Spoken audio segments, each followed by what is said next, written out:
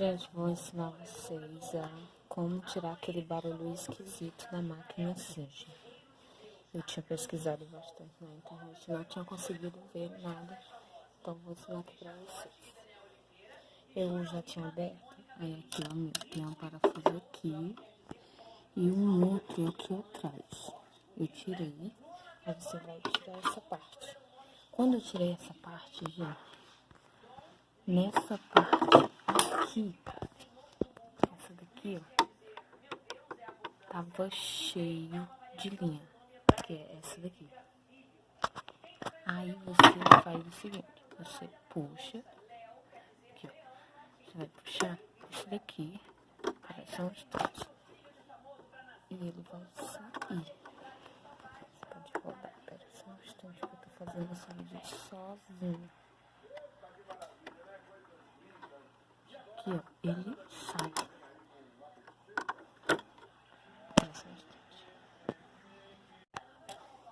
Aqui, gente, tá vendo? É nessa parte que eu tinha falado que era essa, mas não é essa, é essa daqui. Aí vocês vão puxar assim, e ela vai sair. Aí vai sair, tá vendo? Aí dessa parte aqui, ó, eu tirei isso tudo. Aí você arranca aqui, aí você põe de volta. Pronto, pus de volta. E agora vamos testar se saiu o barulho esquisito. Pronto, gente, já acabei de fechar. Agora eu vou preparar aqui pra gente ver se realmente saiu aquele barulho esquisito. Vou dar um pedacinho de pano aqui pra gente testar a textura. E vamos ver. Gente, perfeito, aquele barulho esquisito saiu.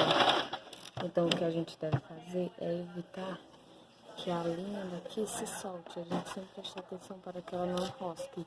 É isso que acaba fazendo com que volte aquele barulho esquisito. Então é isso. Espero que vocês tenham gostado do primeiro vídeo. Fazendo algo assim pra vocês.